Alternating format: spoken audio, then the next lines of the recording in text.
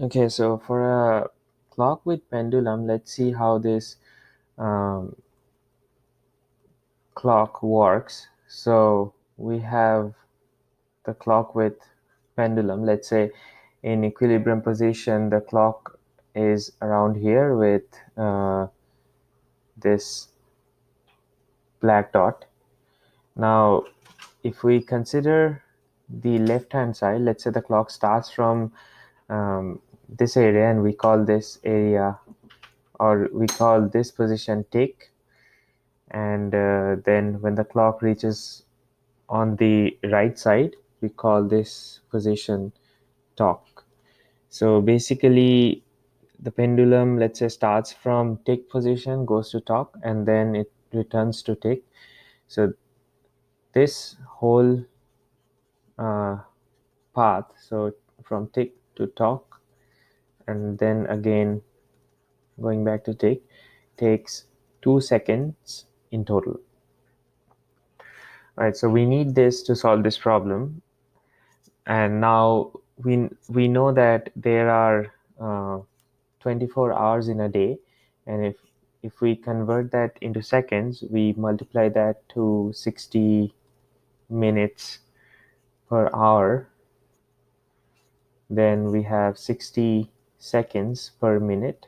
So that gives us 86,400 seconds per day. So that means, since we see that for a complete cycle it's 2 seconds, that means the clock should make one cycle in exactly 2 seconds.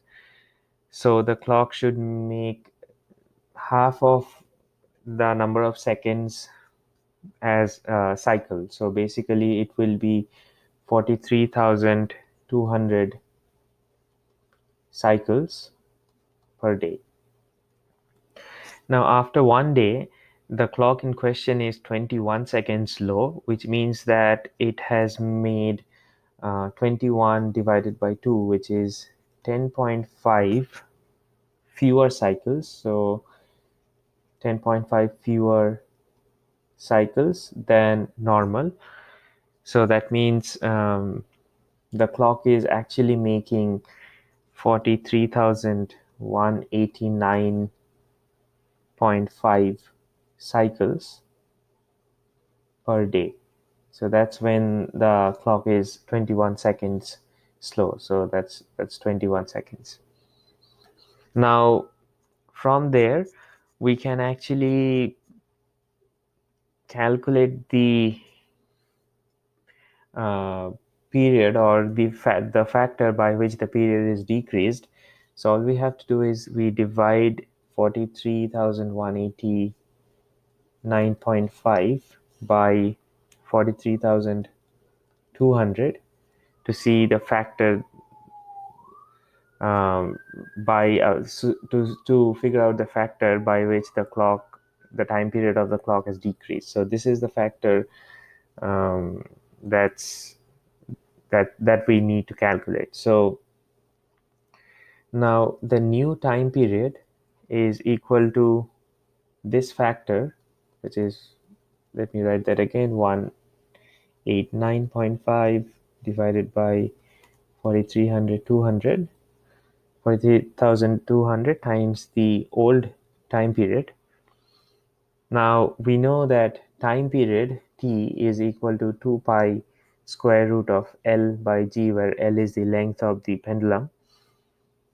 So in our case, it's going to be 2 pi square root of L nu divided by G,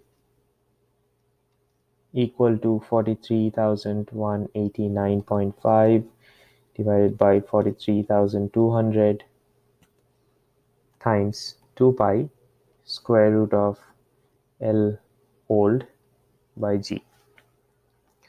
So from here we can actually take square on both sides. So first of all, we can get rid of the 2 pi's, then we can take square on both sides, and if we do so, we have L nu, which is equal to the ratio of 43,189.5 divided by 43,200, and there's a square times L old.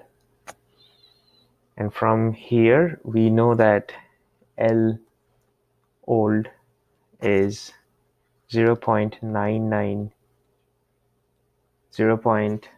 let me write that properly, 0.993 meter. So if we use that number over here, we see that L nu will be equal to 0.9925 meter. So thus the pendulum should be shortened by 0.5 millimeter. All right, thanks for watching. I'll see you next.